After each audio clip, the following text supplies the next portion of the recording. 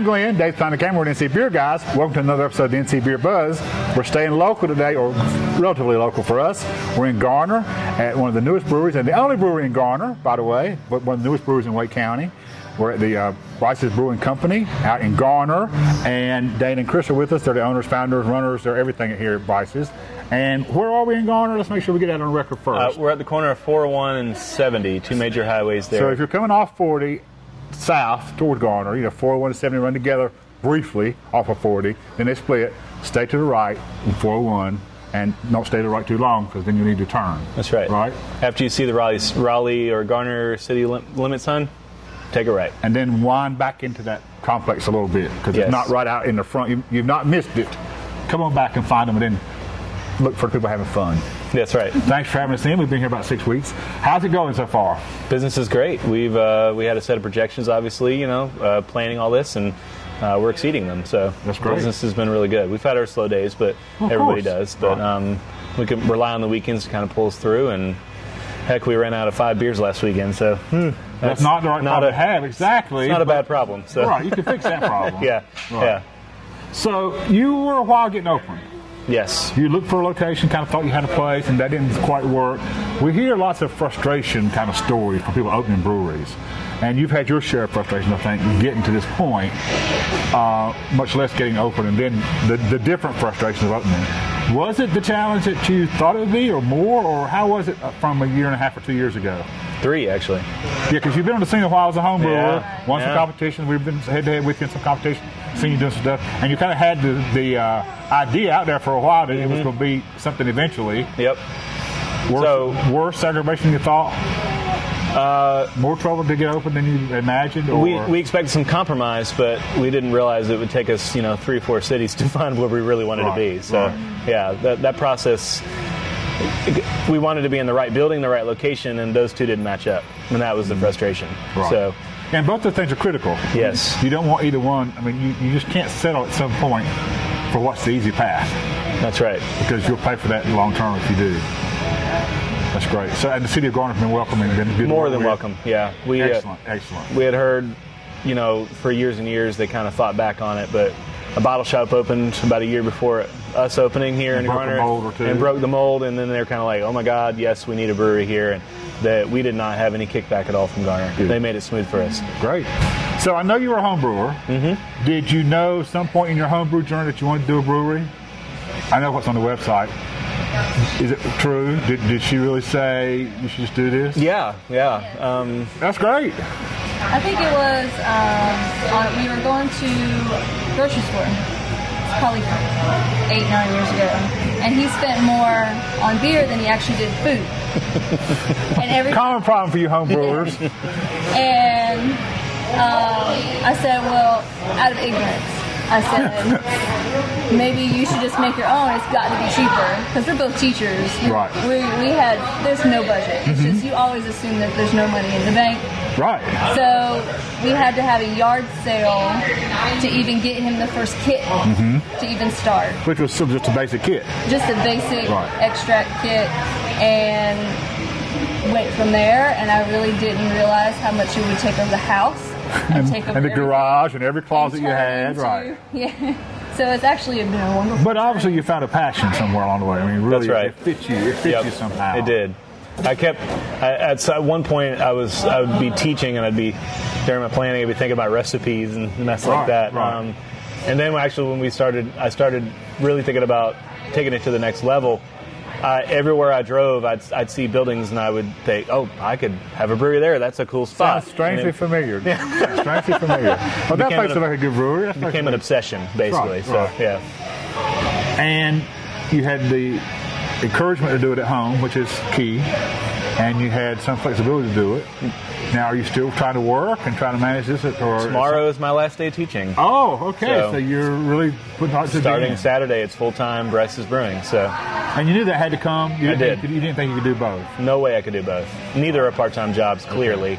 And I respect both the teaching and trying, this new venture that we're doing to neglect either one. And but you kept Dana on the workforce. Yes. So you can do the insurance and do some things that very typical kind of pattern. Yep. Okay, because you teach as well, right? Yes. Right. Very good. That's good. So you teachers out there, there's hope yet for you. You can be a brewery owner. I started brewing the same year I started teaching. I don't know if there's any coincidence to that, but well, that's right. Drink your worries away. Drink your sorrows away. It matters. It helps. So what can the fans and beer drinkers come to know about what to expect from Brice if they haven't been in yet? Well, we're mostly Belgian brewery, which there are breweries doing Belgians, but you can expect a full lineup of Belgians when you come here. Okay. Almost every time, barring the running out of 5 beers last weekend. But right, at one time. All our Belgians, actually. Right. So we'll have a pale, a double, triple, and a quad pretty much year-round. Those are going to be our staples.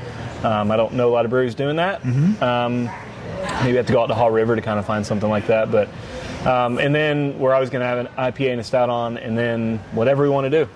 Because we're small enough to kind of be able to experiment and do some new and funky stuff all the time. Now, I know you're kind of the brain brewer. You got help here brewing, or are you mostly doing it yourself? I'm mostly doing it myself, but I'm actually going to require my employees to learn the brewing process. Okay, because you want to know something about what's going on. And come on board with me. And be able to step in a time or two if you need the extra set of hands. And more than that, actually, I want them to make their own beer at some point. Oh, good. So, that's great. Yeah. That'll really get vested. Yeah, that's right. So, and you're one of these guys, too, I'm sure, without even having to ask, who you're going to care about people behind the bar knowing the beer, too. That's right. I mean, we go into some places and somebody knows the beer. I mean, somebody came up with the recipe, somebody brewed it, but we don't always see that kind of dedication behind the bar.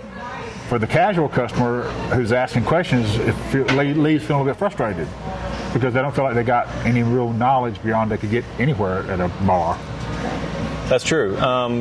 So both of our employees are well versed in beer prior to working here, but in helping with the brewing process, they're learning tastes and aromas and things that they didn't know before, and they can kind of share those experiences because they're the front lines. They're the ones that the customers see first.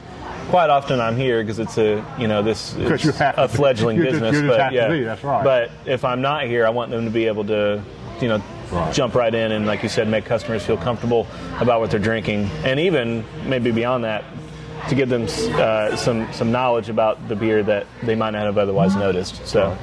Good. So, from people that want to pop into the tap room, drink a beer, when are you open? We're open Wednesdays through Sundays. Okay.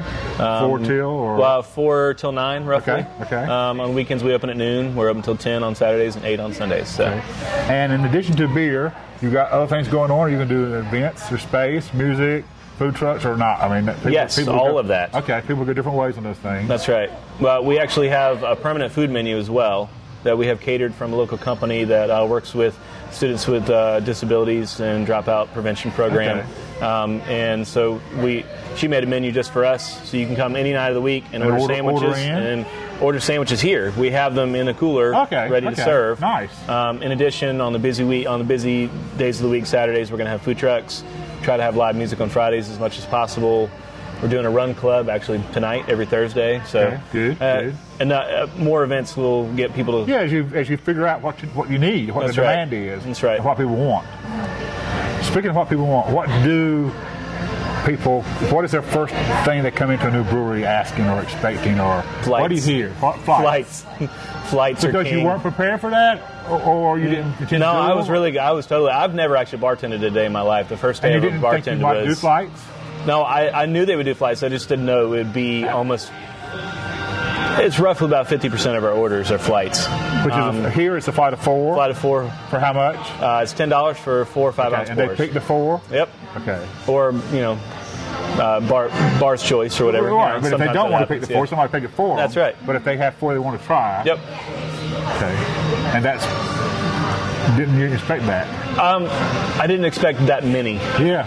I had heard that flights are kind of bartenders' nightmares. I'm sure. Because they're time consuming, and if you're if you're busy, they can kind of back you up or whatever. Them. That's right. You got to manage the flight and the flight paddle and the pours and the whole mess. But I knew that with us being new, I mean, obviously people coming in never had our beer for the most part. They're going to want to try around the spectrum. Right. Test you out a little bit. That's right. But in addition, we do 5, 10-ounce, and 16-ounce pours of everything. Okay. So even if you don't want to flight, you could do 2 or 3 different samples and just get 5 ounces if you wanted. Well, that's great. That way you can try multiples. So good. Well, we wish you all the best of luck. Thank you. I hope people find you out here in Garner at Garner Station off of 401 and kind of behind what used to be Walmart or Kmart up there? Used to be Walmart. Used to be Walmart. Now Gabe's, whatever a Gabe's is. I don't know what that is actually. I just saw it tonight and didn't know what it was. But anyway, behind Gabe's, and keep coming down that road a little bit and you'll find us here and check out what Kris and Dana are doing at Brice's Brewing. Till next time, this is Dave and Glenn for NC Beer Guys, reminding you to drink local. Keep your beer dollars in North Carolina.